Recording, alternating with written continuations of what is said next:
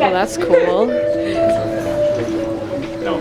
Well, yes, they will. Not right now. Oh, cool. Hello, jazz band.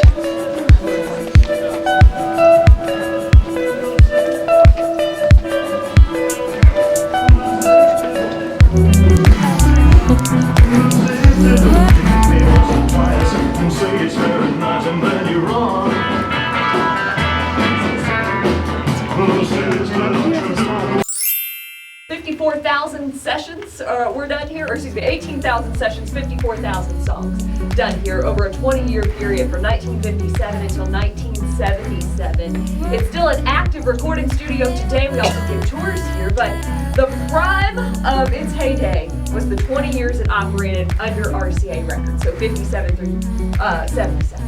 This year marks its 60th anniversary. They just installed this timeline in here to showcase that.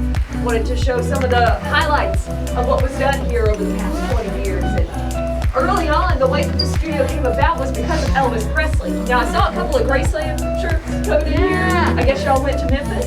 Yeah? All right, so you know all about Elvis at this point. But Elvis, when he got started in Memphis out of Sun Records, he had a big kind of opening there at Sun, and then RCA bought his contract. And he comes to Nashville to start recording. Well, the studio was not here, so they put Elvis in a church building here in Nashville, and they recorded the song Heartbreak Hotel. That's how he recorded early on here before RCA ever had a studio. In fact, that's what most record labels were doing at the time. They were renting out spaces, independent studios here in town. No major record label had ever invested in Nashville as a city until RCA built this studio in 1957. And the reason why RCA did that was because of Elvis's contract. They knew that they had a sustainable artist on the contract, and they could probably create a lot of big record sales if they had a studio that was capable of recording them. So Elvis records here from 1958 until 1971. He does 242 songs in the studio. Half of his Grammy-nominated work was done here at this facility. So he's the artist that it's probably most well known for showcasing. Don't want your love anymore. Don't want your kisses, that's for sure. Happy's Clown, the name of that song, done here in 1960. Do you see the similarity with the Beatles? Oh, yeah. Hear the similarity with the Beatles? Yeah, totally. They inspired the Beatles to create that sound. And at first, when the Beatles got started, they were going to call themselves the Four Everlys because of the Everly Brothers. They switched to the Beatles due to the inspiration from Buddy Holly and the Crickets. They were thinking, the Crickets, the Beatles. Close enough, right? Well, also here in this studio, they do some groundbreaking things. 1965, it's a year after the Civil Rights Act is passed, and this studio decides to sign a contract for an African-American artist. Now, this is a studio in the South, and the South is still very much operating under the Jim Crow laws of segregation. So the fact that they gave this man a chance is astounding.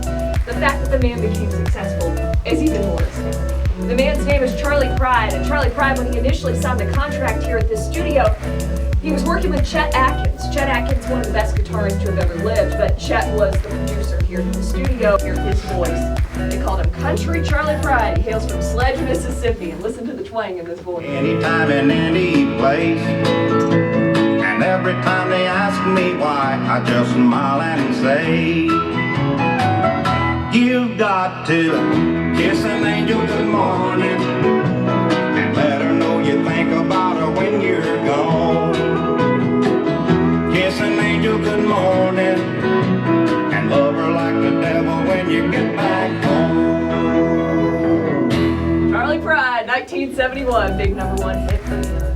So also at this studio, that same year that they signed Charley Pride's contract in 1965, they signed Waylon Jennings' contract.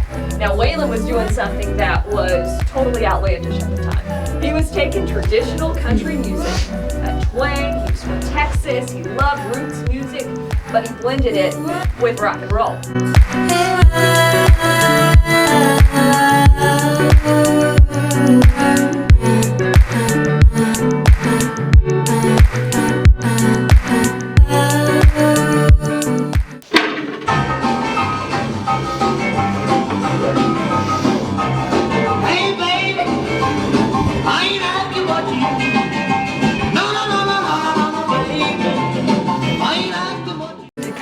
doesn't make it to where you can sit down and explore the room, but we're gonna watch the jazz band record here in just a minute. Just wanted to bring you in so everybody can see how this room is designed. You notice the beveled walls in here. Those are placed because if you had flat walls, you would get a lot of echo. So by beveling the walls, it reduces the echo and allows the engineers to control it. Now there's an echo chamber above the control room. And they also have reverberation plates here, and the plates are metal plates suspended in a wooden box. They send the sound wave over the plate, it vibrates a little bit, and they can capture that reverberation. The echo chamber is a small room, and it has lacquered walls. They have a microphone in there, and they have a speaker for anybody in the back looking. Microphone on this side, speaker on this side, very tiny room. And they would replay the song that's created down here through the speaker up there and capture that new echoey sound with the microphone. Pretty simple concept, but it was really innovative technology for its day. It was built in '57, and when you would hear records on the radio that didn't have the echo chamber, they really stood out from the ones that did have the echo chamber. So the echo chamber was kind of one of our secrets, along with the reverberation plates, for creating that rich, warm, resonating sound out of this room.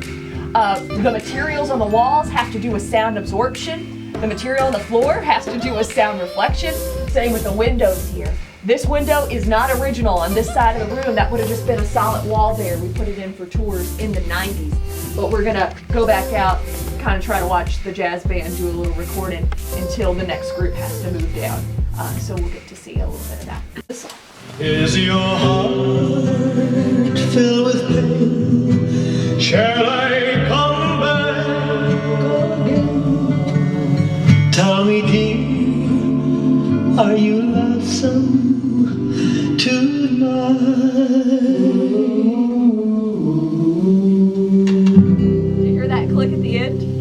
That click at the end actually had nothing to do with the tape slide. It was Elvis hitting his head on the microphone because it was so dark in here. To operate this property, they give the tours here today. They don't own the building. It is leased to them for $1 a year by a local philanthropist. So yeah, there's a great energy in this room, and they want to make sure that there's a history that's being built today. So they record here at night, in addition to doing recordings during the daytime with student groups. So the most recent artist to record here happened about 2 weeks ago. His name's J.D. McPherson. He's kind of into blues rock if you're into that stuff. Check him out if you're wondering what's coming out that's modern out of this room. Thank y'all so much for being here. We hope the jazz band has a great time recording.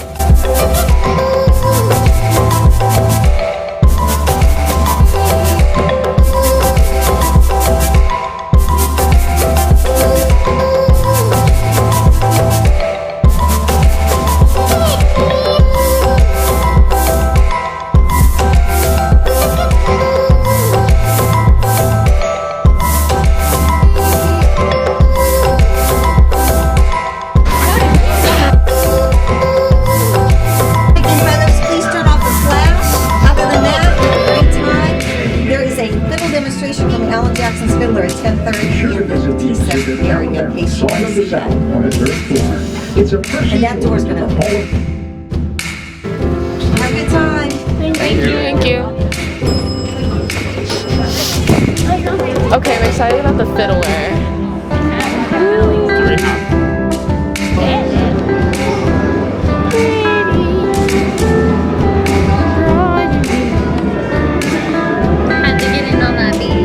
All I care about in this museum are the clothes and the violins. That's it. That's literally it.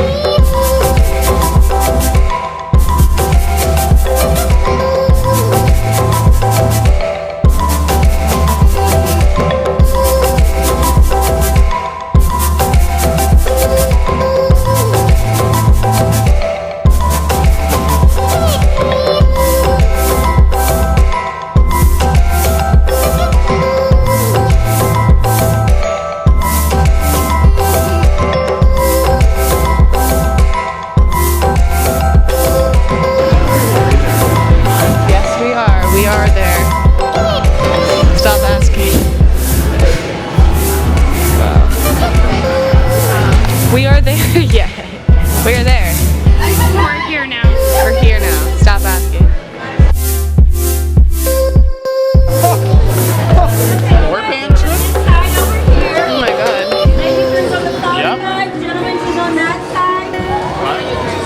Yep. Anywhere there's a drinks. Emily, get in there! One up this time.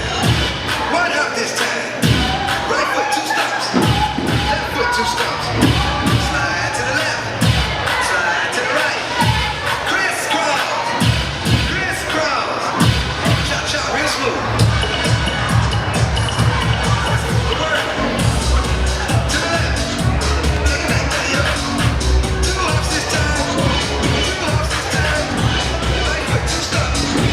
Left foot 2 stomps. Hands on your knees. Hands on your knees.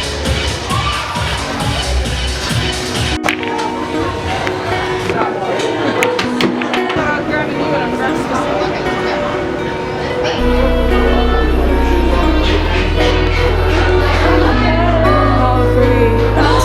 All the chairs in here. Follow Charlie. Oh, this is really pretty. Oh, that table is cool.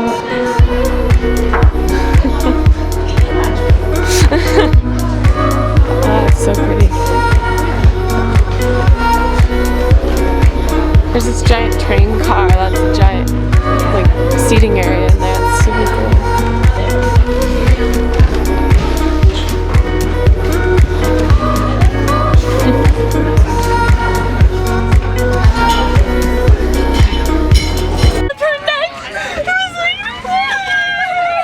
I was so sure that I was like, yeah, right, they're not actually breaking up. And I was like, yeah, they're.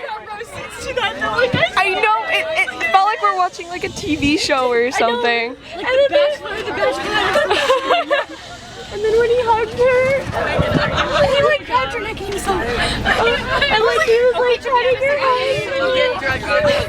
For people who don't know what happened, this probably seems really weird. So there's this couple outside of the, there's this couple outside of like the spaghetti place that we were just eating at, and there was a guy and a girl, and the girl was crying and the guy was comforting her, and it was so cute. This is right out the window. We're all staring out the window, and we just have this one audible "aww," like super big. And then the guy like yeah.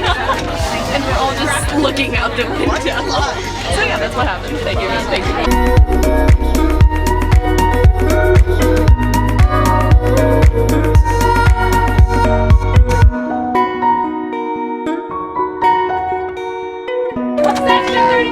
Section 33!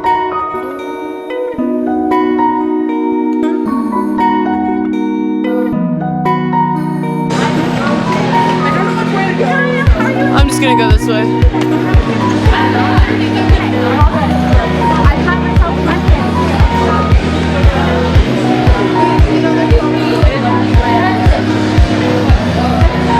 I'm the other way. I'm that way.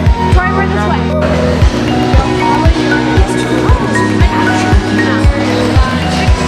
Something about this place. There always has been.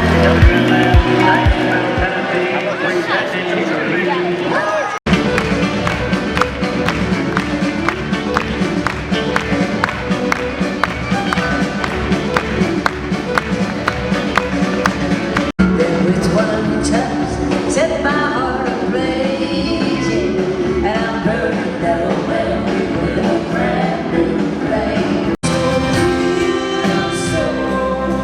A little magic, little static on the radio. Mom and Daddy sitting on the front porch, waving hello. Yeah, I remember every little thing. The high, the shine, the sting, every little thing.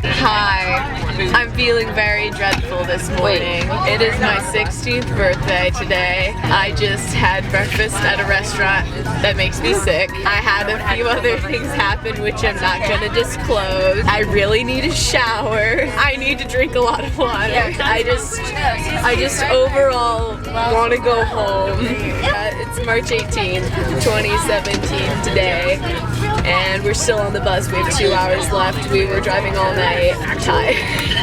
I'm done with everything. I just want to go home. Time I touch that track, it turns